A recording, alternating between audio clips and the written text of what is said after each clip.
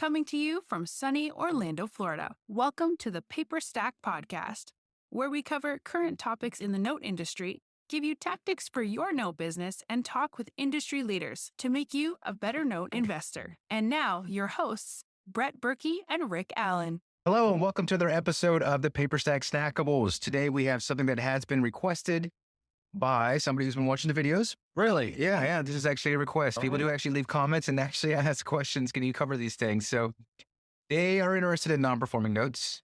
They wanted to know more about the process. I think in a previous video, we were talking about systems for, I think when we said when you're taking something to REO, what's your REO systems? You covered pretty well.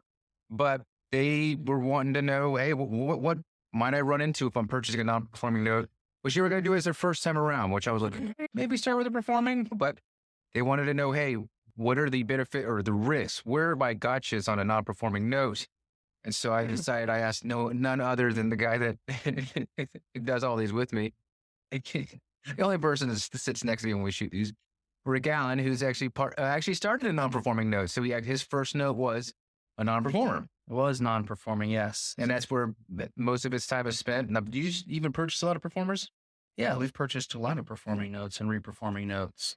But mostly, your game is taking it from non-performing. Correct. Yeah, we did take it from non-performing, but that was afterwards. We started with just buying non-performing because we wanted to get the house back. Right. So, what are the risks? Wow. There's a lot of them, but they can all be mitigated is the thing. Yes, there's risks involved, but you can mitigate all the risks with how cheaply you buy the asset. True. Let's just start with taxes. That is got to be one of the first things you look at when you're buying a non-performing loan is if they're not paying the mortgage, they're probably not paying the property taxes. Now, the servicer or the current owner might be paying the property taxes, which would be an ideal situation. And if they paid enough years of the property taxes, when you're buying the principal balance and the past due stuff, there's going to be escrow advances that you're acquiring. So you can get reimbursed for stuff that you haven't paid for. But if there is a tax bill out there that you haven't, that hasn't been paid, that can clean out your profits. That can straight up, you could be buying $100,000 property and there's couple years of past due taxes totaling 17 grand. And there's 17% of your potential profit could be just destroyed. That's right. We actually had Chad Erbschot on recently for his Win, Lose, and Learn. And that was his. Remember, that was his first one. He said he lost it he didn't know about that. He was just starting out and he lost it in taxes. And that's everything. Everything. What will happen is if you're buying something and you miss a tax thing, you're looking down, okay, how am I going to make profit here? Am I going to have to go long? And that could happen. You can go long on properties, but the taxes are one of them. You just got to make sure you look that the taxes have been paid and there's no outstanding tax liens that are accruing interest because those will kill you. So the way to mitigate that is that you work that into your bid. You work the price of the tax. You first of all find out if there's past due taxes. And how do you do that? I would first submit my bid, assuming there's not past due taxes, or unless the seller will tell you, hey, there's $17,000 in past due taxes, work that into your bid. But once you get your bid accepted, then you're going to do the deeper dive with the county and the city and call and asking about the taxes and saying, look, are there any tax liens outstanding or past due taxes that need to be paid on this? Couldn't you see that from an O&E report? Sometimes, but it's also, I have people call. Oh, you do? Yeah, I have people call because what's going to happen if, and this has happened, if somebody who provided you with an O&E report, you paid for it, what if they missed tax liens? What's going to happen? They'll refund you your O&E report? Yeah, that's right. They're going to refund you the $85 you spent. And they'll be like, sorry, we missed it. If it's $17,000, that's not doing much to make you whole, is it? Not a whole. So I have somebody call the city and call the county. What about tax deeds too? If someone's paying for that? If it's a tax deed, most of the time it's gone. No, but isn't sometimes somebody could have bought the tax lien and it could be paying for it and they're just waiting for. So when they buy a tax lien, most of the time what they're doing is they have to wait a certain number of years or months. Usually it's 24 months, 2 years, and then they can apply for a tax deed. once they get the tax deed, if they actually get and acquire the tax deed, in most states, you're wiped out. There's not a redemption period. In Alabama, there's like a ridiculous redemption period, but you could lose your position. And then you've got a loan that's not secured by property. And the only thing you can do is go after the borrower who wasn't paying. Jeez, that's a mess. Yeah. Right. Taxes are a big one. The next thing is like wrecked property is a risk. Are you new to the mortgage note industry? Have you been wanting to learn the step-by-step process to purchase your first mortgage note? Well, you're in luck. We've convinced our CEO, Rick Allen, to break down everything he knows about mortgage note investing. Through a series of 50 videos, you'll get everything from start to finish of where to purchase notes, how to purchase notes, and all of Rick's investing techniques he has developed over the many years. From performing note tactics to non-performing notes, Rick gives you everything he knows about investing. Bonuses include our glossary of industry terms, Rick's own proprietary calculators he created to evaluate notes, discounts from our partners, our Rolodex of vendors, a private Facebook group, along with a lot more. We've packed so much content into the Academy to take you from beginner to expert in no time. To learn more about the Academy, go to academy.paperstac.com/welcome. Again, that is academy.paperstac.com/welcome. Blight, yes. Yes, we go taxes, title, and blight. Those are the three things. We've talked about that in the past, but you want to look at not only could the property be damaged right now if it's non-performing. If for some reason, maybe you're buying a non-performer and there's somebody living in there and they move out and now you've got a vacant house, what's going to happen? I don't know, copper goes bye-bye somehow. Yeah, we've had houses stripped of copper. We've had air conditioners stolen. Somebody stole the damn door off of a house before. It's just, I don't know, man. It's just they'll take whatever is not bolted to the floor. And even if it's bolted to the floor, they still might take it. They take stuff out of the walls. I know there's one time, I won't deviate too far. This won't be a full tangent, but I know that you guys did some kind of strategy where you did something over the windows that wasn't wooden because you didn't want to make it look like it was boarded up.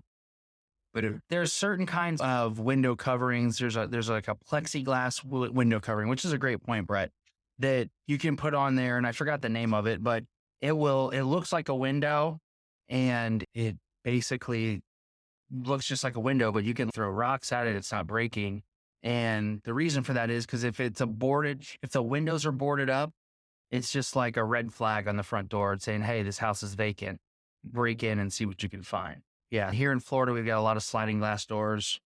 All right. We've had bricks through those doors a lot, and those things are not cheap. No. $1,500 to get one replaced.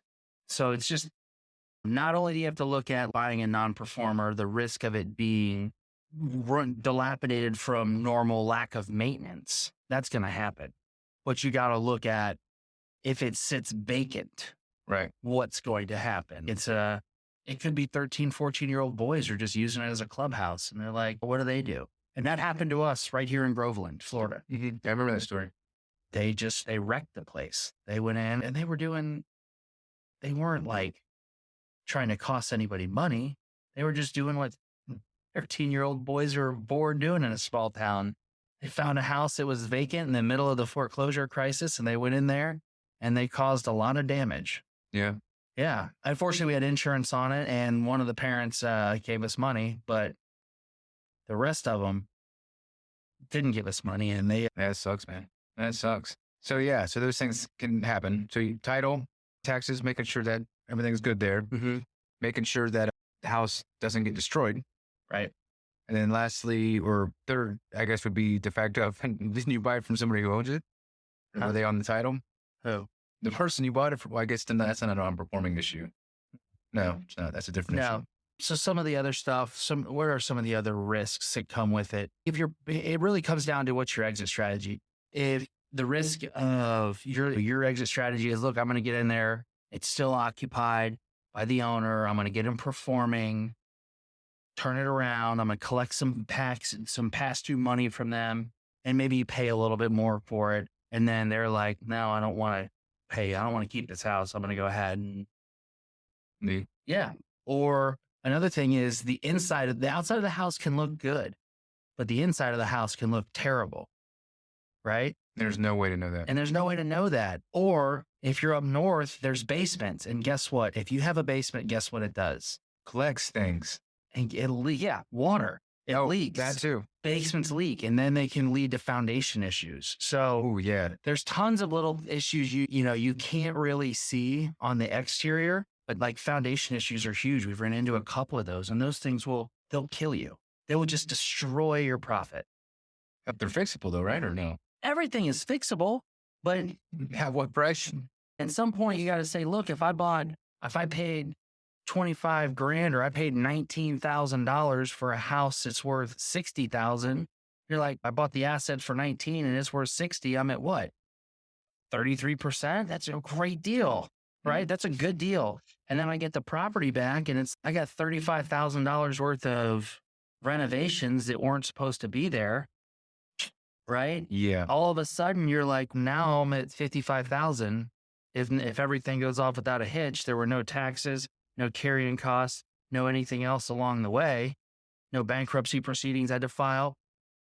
And so you gotta understand that, oh man, things like rehabs on small houses can kill you. Yeah, they can derail you. It can, because if I got a $300,000 house, I got to put 50 grand into it. It's a lot different than a $60,000 house when I got to put 25 or 30 grand into it. It's like, That's true. it makes it's a different story. So you just got to be careful on what you're buying. And if you can get pictures of the inside, more power to you. And interior BPOs are perfect. If it's vacant, you want to do an interior BPO, have that done. I need to see the inside of it.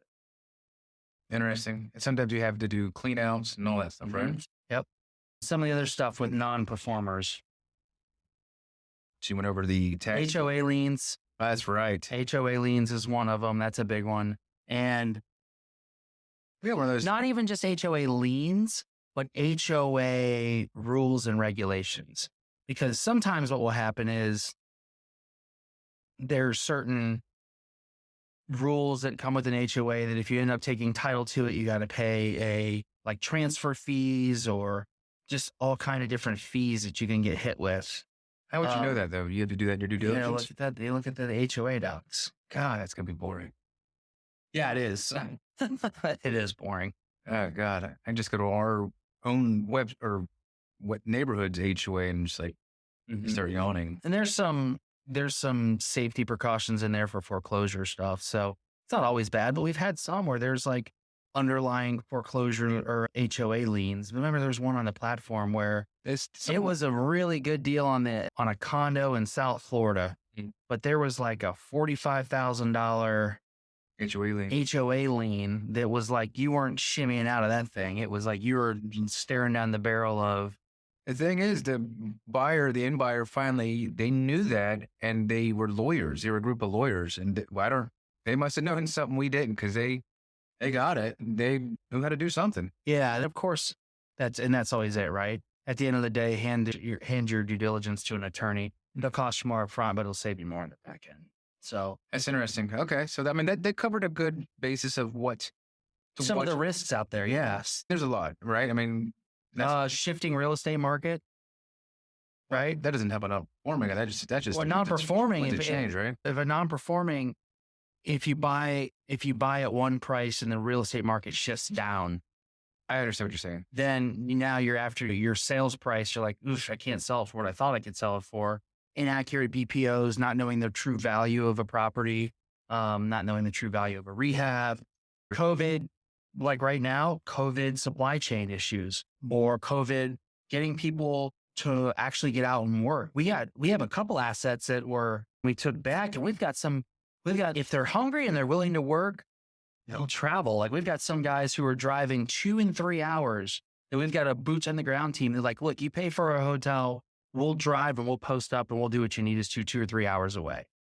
We have to do that because we can't find anybody in this town who wants to work. That's crazy. And if they do want to work, they're like, I'm 6 weeks out because people are just not working. Mm-hmm. And it's just, man, not having boots on the ground is another risk. You want to have a team in place. If you plan on buying a bunch in Toledo, Ohio, and it's your first one, just accept that it might not go as planned until you get your boots on the ground team acquired. but you're doing that over the long haul for your second and third and fourth and fifth and 10th purchase in that area that you've already got your boots on the ground lined up.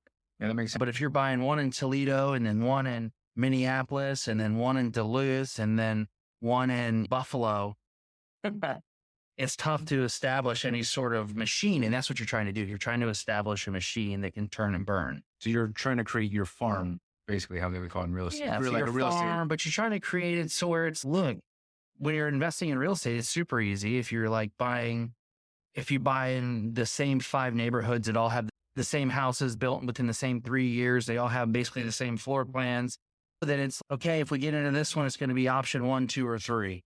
Okay, don't forget on this one, they put that funny L bracket over there in the walls on these, and they know where it is and cut it out. You're building a repetitive machine versus if you're buying all over the place, it gets a little more difficult. Not only knowing the physical asset of the house, but knowing the rules and regulations of each county, knowing the boots on the ground, having a team assembled, all that stuff becomes more difficult. So it'd probably be best to start, if you're going to do non-performing, someplace nearby where you live currently, if you can do it.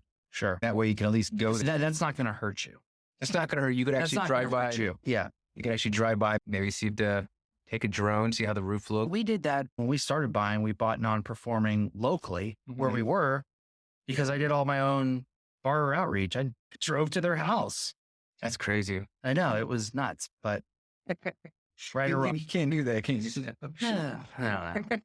I'm not an attorney, so I don't want to provide any legal advice. All right. Well, that's hopefully, I can't remember who exactly requested it at this moment, but if you see this one, though, it's hopefully we covered some of your questions and things that you wanted to hear. Have you yourself have your own want for us to ask of Rick? Want for us to ask? Hey, if you got any questions you want us to answer, just let us know. We'll be happy to knock them out for you. That's what I was going to say. Yeah. All right. Thanks for joining us on the Paperstac Snackable series. We'll catch you on the next one. Later.